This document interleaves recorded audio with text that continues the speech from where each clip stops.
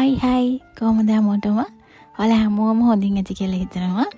ඉතින් අද අරගෙන අවිල්ලා තියෙන්නේ මම අලුතෙන් අරගත්ත ලන්ච් බොක්ස් එකක් ඔයාලත් එක්ක මෙන්න මේ විදිහට අන්බොක්ස් කරන්න.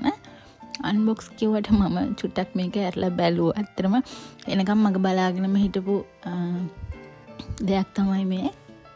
මොකද මම මේ හරියට හෙව්වා මේ විදිහේ ලන්ච් බොක්ස් එකක්.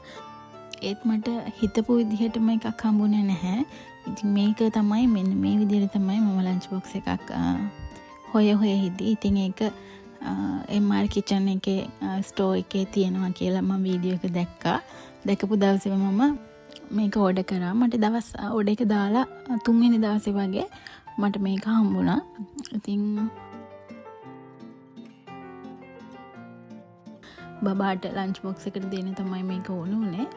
ඉතින් බබාට නම් චුට්ටක් ලොකු වැඩි කියලා හිතුණා මට මේක දැක්කට පස්සේ අතට හම්බුණාට පස්සේ මේකේ කම්පාර්ට්මන්ට් තියෙනවා 4ක්. මෙන්න මේ විදිහට චුටි ස්පූන් එකකුත් අවිල්ලා තිබ්බා එකටම. මේක කරි එකක් උනත් දාන්න පුළුවන් අර පියන තියෙන නිසා ලීක් වෙන්නේ නැහැ. ඒකත් මේ විදිහට කොටස් දෙකකට තමයි තියෙන්නේ. මෙන්න මේ වගේ ප්ලාස්ටික් එක වෙනම අයින් කරලා ගන්න පුළුවන්. ඒක වොෂ් කරනකොට එහෙම ටිකක් ලේසියි. ඒක නිසා මේ විදිහට මේක නම් මේ කම්පාර්ට්මන්ට් 4ක් තියෙන එක ලොකු කෙනෙක්ට උනත් පාවිච්චි කරන්න පුළුවන්. මේක මෙයාලගේ 3ක් තියෙන එක තිබුණා. සමහරට ඒක මම ගත්තා නම් ඒක බබාට ගොඩාක්ම සයිස් එක හොඳ වෙයි. මේක ටිකක් ලොකු වැඩි වගේ. මෙන්න මේ විදිහට ප්ලාස්ටික් එක විතරක් හොඳට ෆික්ස් වෙනවා. එහෙමත් පාවිච්චි කරන්න පුළුවන් විදි දෙකටම කැමති නම්. මෙන්න මේ වගේ.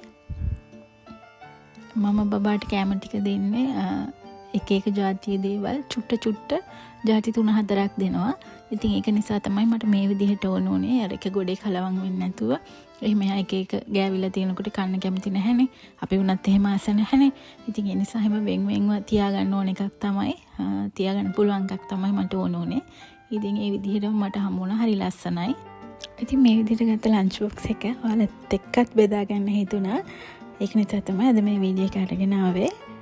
ඉතින් අද මේ වීඩියෝ එක බලපුවාලා හැමෝටම ගොඩාක් ස්තුතියි. ඉක්මනින්ම තවත් රෙසිපි වීඩියෝ එකක් අරගෙන එන්න. ඔයාලා හැමෝටම සුබ දවසක්.